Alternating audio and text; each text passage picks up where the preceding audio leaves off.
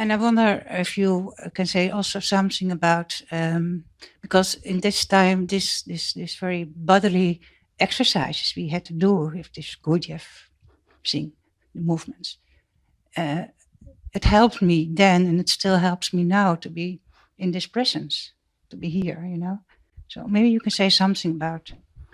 I also did the Gurdjieff movements for many years, so I know what you're referring to. If I were to ask you now, are you aware? What would you say? Yeah. How do you know?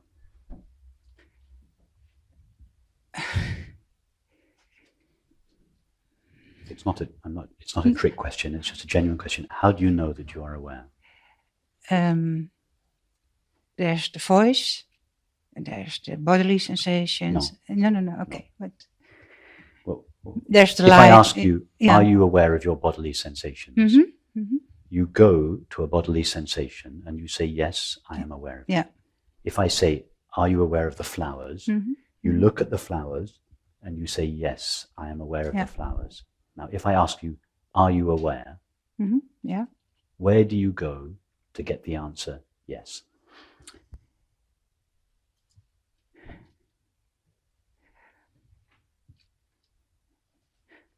I notice it's at this moment it's hard to answer this question. There is no. It's very simple. If I ask you, are you aware of the flowers? You look at the flowers and you see them. Yeah. As a result of seeing the flowers, you can say, yes, I am aware of the flowers. If I ask you, are you aware of the sensation at the soles of your feet? You direct your attention away from the flowers to the sensation at the soles of your feet, and you experience that sensation. Yes, as a result of that experience, you answer yes to the question. Now, if I ask you, not are you aware of the flowers, or are you aware of the sensation at the soles of your feet, but simply, are you aware? Yeah. Now, you don't direct your attention towards the flowers. You don't direct your attention towards the soles of your feet. Where do you direct your attention in order to get the answer, yes, I am aware?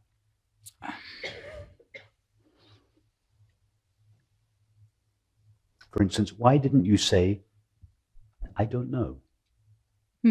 Or no? You said yes. What made you say yes? Where did you go? I'm very much aware of sitting here. And, No. Not sitting here. How do you know that you are aware? What experience do you have to go to? Just as you previously went to the experience of the flowers or the sensation. I have to go inside. What? Be more specific. You don't go inside the body. If you go inside the body, you just find sensations. All you know when you go inside is sensations. Yeah. You don't go to the body. If I ask you, are you aware of the sensation in your chest? You will then go to this sensation and say yes. Yeah. Now, I'm asking you a different question. Are you aware? I'm aware. Where do you go? You say, yes, I am aware with such conviction, and you're right. But what experience do you visit in order to say yes?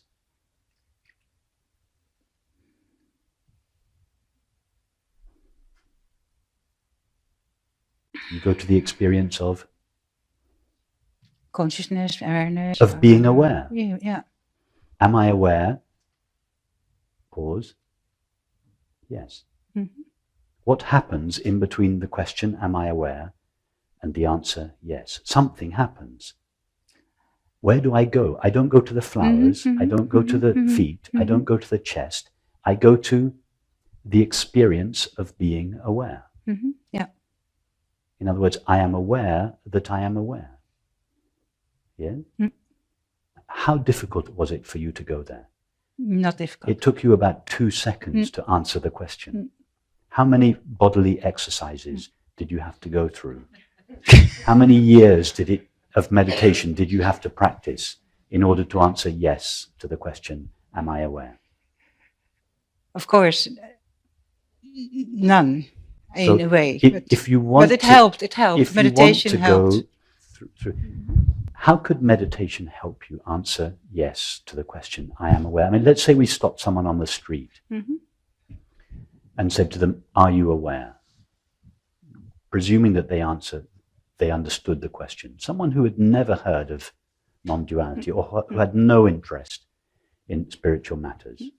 Yeah, and we just stopped someone casually on the street and we asked them the question, are you aware? Pause. Yes. Yeah. How could meditation help them? How could meditation help them arrive at the answer yes? What help do you need to be aware that you are aware? How could anything you do with your mind help you know that experience? What you do with your mind and your body is absolutely irrelevant. It makes no difference whatsoever. I mean, I sympathize with you. I spent 20 years doing mantra meditation. Yeah. But the experience of knowing that I am aware is everybody's most intimate experience. All that is required, in fact, not even this is required, but as a concession, let's say all that is required is to be able to understand the question, are you aware? That question is the cleanest, clearest, and most direct form of self-inquiry that I know. More efficient than who am I? Because people have been misunderstanding what Ramana Maharshi meant by who am I for 50 years. You only have to read commentaries on Ramana Maharshi's teaching to know how confused people were by what he meant by the question, who am I? I'm not suggesting it's not efficient. It is efficient, but it's ambiguous, and it was misunderstood by many people for many years. There is nothing ambiguous about the question, am I aware? It is absolutely clean, clear, and direct. And it doesn't require practicing anything with the mind or the body. I'm not suggesting that you don't do those practices. I'm not saying anything. The Gurdjieff movements are beautiful practices. I used to love doing them. I'm not saying don't do them, but they won't help you realize your true nature. Or let me put it another way. Let me say it another way. That's a little tough. It's not necessary. It's not necessary. There is a direct route. You don't need to go to your true nature via the body or via the mind. You can if you want. It's fine, but it's not necessary. Awareness knows itself before it knows anything else. You're absolutely true, but those teachings you are giving us now, they were not available back in the 1970s. That's true. That's true. They're not. Yeah, but I had to make this big round to come here, you know. I join the club. I understand.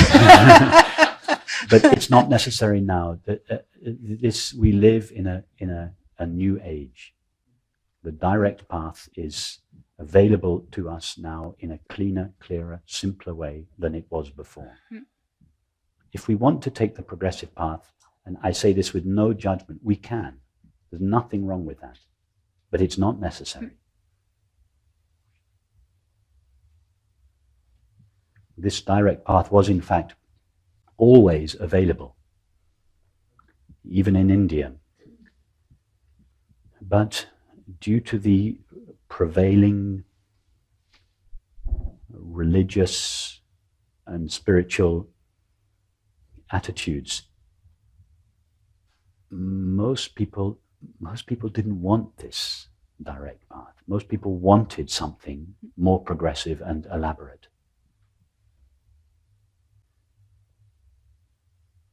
I was mistaken about this for many years. I thought that India was the place where Advaita was just spoken about on the streets. No, most Indians didn't want the absolute truth. The pure non-dual teaching, and I say this with no judgment, but most Indians were brought up in a devotional atmosphere, and therefore teachers,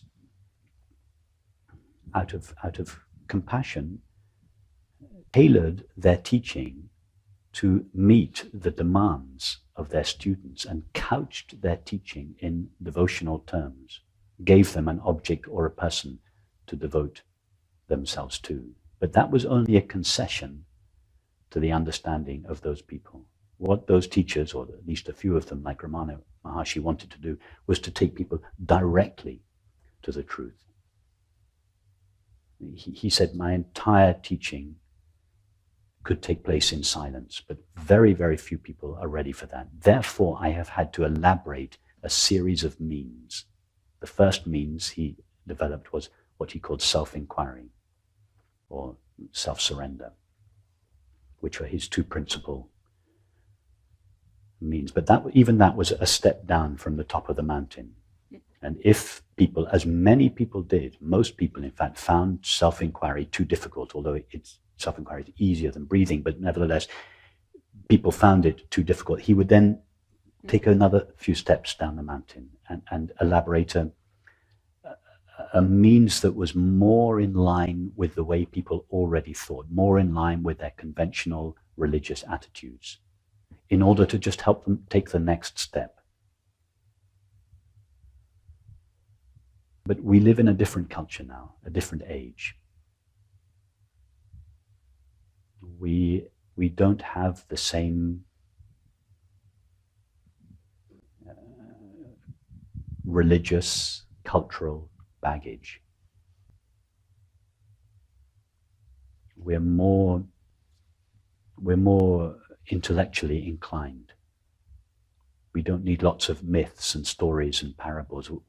Many of us, not all of us, but many of us, we just want the absolute truth. We just want to know about reality.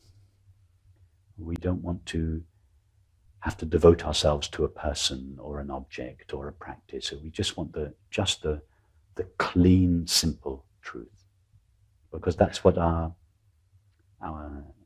culture has encouraged us to be less hierarchical, more direct, more honest in some ways.